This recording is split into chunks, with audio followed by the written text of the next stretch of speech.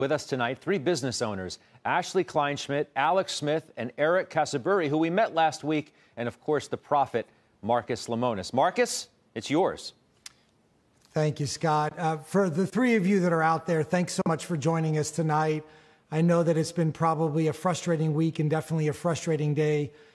We've heard from everybody. The one thing we're not going to do is avoid manners in this moment. And so, Ashley, I'd like to talk to you first about what's happening in your business and tell me a little bit about the frustrations you had today. Sure. Well, thanks for having me. The first week I had to lay off my entire team, my 6 girls, my employees, and cut down their part-time hours. So that was the first frustrating part of all of this for me, and having to close down my store. We've been pivoting to find different ways to have, our sales that we were usually used to. But now it's applying for the loans. The loans haven't really worked out for us so far, but fingers crossed. Well, I want you to be a little more optimistic about the loans. I spoke to senior folks at Chase earlier this afternoon, and they're very confident that the system glitches are going to get worked out. So I'm confident that if you've put all your information right, you're going to get the loan that, quite frankly, you deserve. In terms of pivoting, I noticed that you're doing a lot on Instagram. And what advice are you giving other business owners about how they have to reinvent themselves in this moment to try to find some source of revenue? And then most importantly, what are you doing to help your employees bridge the gap between now and when they come back in the future? Sure. Right now, social media has been a really great platform for us. It's really opened my eyes to just think of the future as well, of all the ways we can really connect with clients, not only locally, but across the U.S. Now we've started to offer virtual makeup classes where women can take 45 minutes to an hour just to connect with us and learn how to do their makeup. Feeling good during this time can definitely help. And so I've really been focusing on doing a lot of virtual consultations and just connecting with our clients that way. I'm really guiding my team to really just work on their social media, connect with our clients, do the makeup classes. And it's helping us stay sane, I think, through all of this, and to keep our eye on the prize, because when we get back, we're really looking forward to being around our customers again. The one thing that I'm going to tell you, and I'll tell Alex and Eric all together now, is that there is a lot of information out there for employees in terms of how they're going to collect unemployment and what the money is going to be and how all the money is going to flow to them. And I would encourage all of you to use this weekend and almost every day, actually, to try to figure out how to show them the roadmap. In fact, I'll post something tonight on my Twitter account that gives you a really basic example of what kinds of things they can be doing, because the same way you're trying to apply for a loan from a bank, those folks are also looking for sources of income. In terms of how you're operating your business today, I'll give you a couple pieces of advice. Number one, I want you to hold on to as much cash as you can and really make sure that you make the right decisions about what you're paying first versus second. And the second thing is, when the money does come in from your bank, I want you to be very thoughtful. I want to remind you that it's a loan, it's not a gift. And there's ways to make that loan disappear over time. But there is the severity of the fact that it is a loan, and you do have to have a plan. Have you thought about what you're going to spend the money on?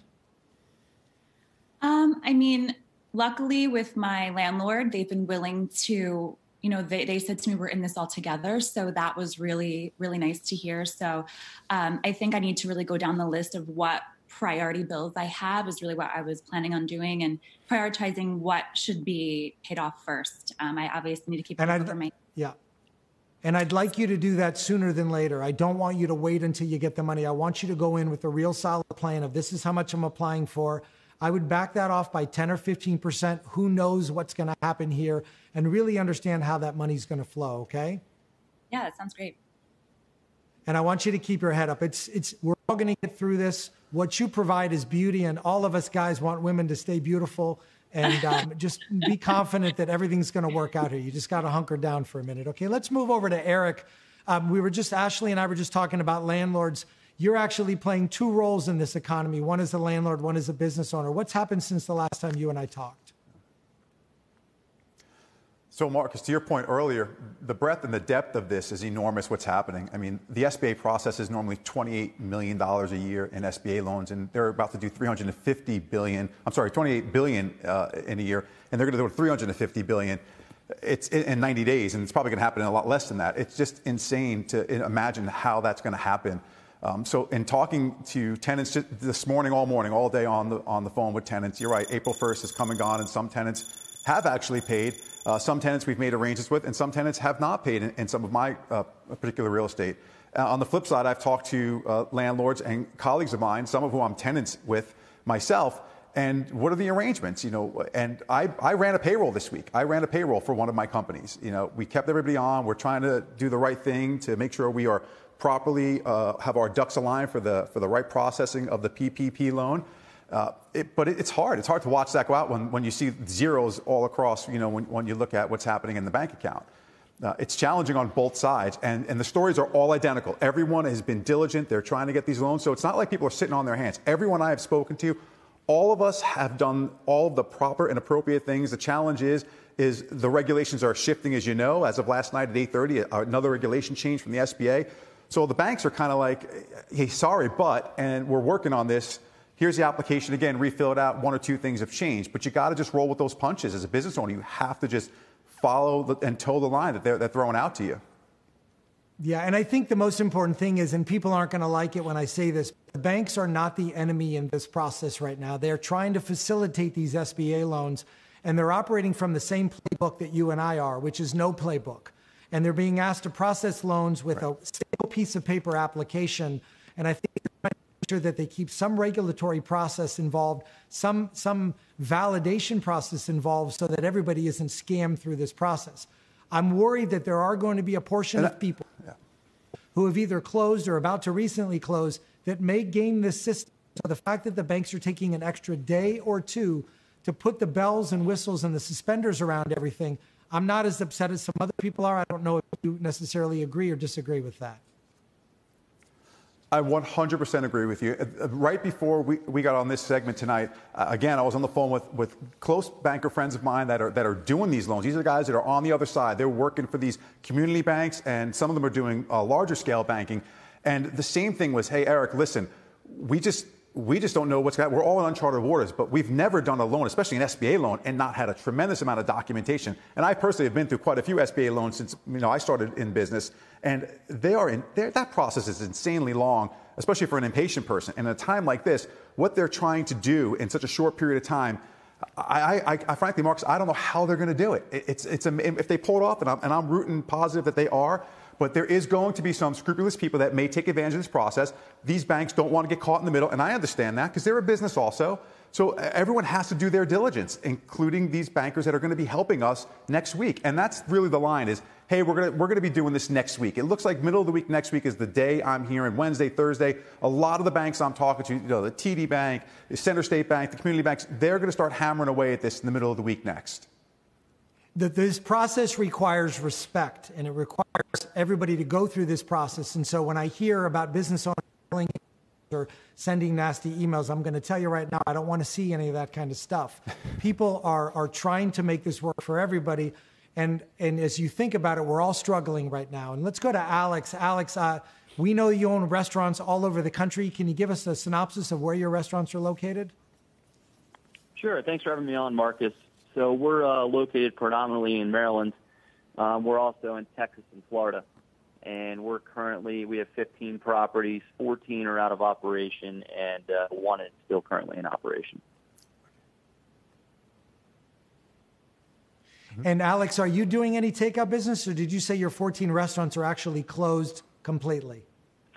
14 out of the 15 are closed. We have one that was a diner-type carry-out business.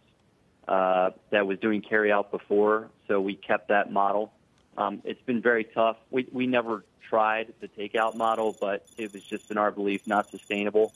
And you're seeing restaurants all over the country that started to do that, now going away from it. It's just a tough model for the fine dining business. How many employees did you have to furlough? We furloughed 1,000 employees Wow. It was Monday, March 16th. And it's just been absolutely devastating. Yeah. Can you walk me through what you're doing as part of this SBA loan process? I'm not going to ask you for any of your numbers. I know you have a very big business. Can you walk me through how you approached it, how you looked at it, and ways that you think it could potentially benefit you in the long run? Sure. So the first thing we've done recently is we put all of our PPP applications in today. We think that that'll cover, hopefully, 8 weeks of payroll for our Atlas family and extended furlough employees. But once again, there's just a lot of unknowns. The guidance changed all day today and last night. We got all of our paperwork in this afternoon, but there's just a lot of unknowns right now. So we're going for that, and we're going for a few SBA loans to basically help us with startup expenses so we can get to the other side of this thing. I know, Scott, you've been hearing stories all day from people about this. And that's where I really wanted to pick up. The restaurant business, Alex, is a tough business even in good times. You have a lot of restaurants. I'm just wondering how you envision the other side of this, whether 15 becomes 7, or if you're confident that on the other side of this, with these loans and other things that you may be able to do, that you'll still be intact fully. So good question. We were in a position where we were fortunate. All of our properties made money before this crisis. So our number one priority is first taking care of our family members. And by that, I mean the 1,000 people we furloughed. Our goal is to figure out a way to get them through this, to make sure they're compensated somehow. And PPP has been great. And then take care of our core team members who can basically see us through this. And that way, when, our governors in the various states that we're in say go, those team members that are still with us today can get everybody back up and running, and we can get this engine started again. Alex, one nuance, and I guess this applies for everybody, one nuance that I would encourage everybody to look at is we know that the employees that are furloughed have an opportunity to go collect some benefits, a heightened unemployment amount. They're going to get a check for hopefully $1,200 or more based on their family scenario. One of the things that I've been talking to people about when they get this money, not before, but when they get this money, is to potentially allocate a portion of it to give those employees with the deepest, most dire hardships advances. Give them a chance, if they've been with you 4, 5, 6, 10 years and you know they're good for it, to use some of that money as advances. And I know that that may not be a popular idea right now, but if they're going to collect unemployment benefits and they need extra cash, has any of the three of you, maybe Ashley or anybody else, thought about this idea of using some of that money, a very small amount, to give them advances to get them to the other side? Yeah, it's something I thought about for sure. And how would you approach that in your particular business? Do you mind talking about that? Sure. The girls, there's a few that have worked for me for a long period of time. So we've already had a little bit of a discussion on ways that I could help them. And it's something I've been thinking about. I don't know the actual details of it, but I know that, my girls have worked with me for the last 6 years of me opening my business. I can't imagine what they're going through. I know I'm going through a lot, and, we're a family. So whatever I can do to keep them, and I want them to come back. I want them to come back to my shop. So if I can help them in any way. So. Well, for all three of you, thank you for joining me tonight. And for every other small business in America, I know we'll get through this. This loan process seems frustrating today. It won't in a couple of weeks, and we're just going to have to hold on and make those sacrifices. And we know that America is going to show up again in our businesses and support us. So thank you. We appreciate all of you being here. Marcus, very quickly for you, is $350 billion going to be enough? Or are we going to need another one of these? I don't know. I have to be honest. I was doing a little calculation today, and I want to be careful that we don't just assume that this is an endless pot. $350 billion is a lot of money. We have a $16 trillion GDP. I don't know exactly what small business makes that up. If we do need it, I think we need to really focus on what industries need it the most. Right. I'm very concerned about the restaurant business and the hospitality business. Very concerned about that. For sure. Marcus, thank you so much for your time this evening. You have a good weekend. Everybody do the same, please.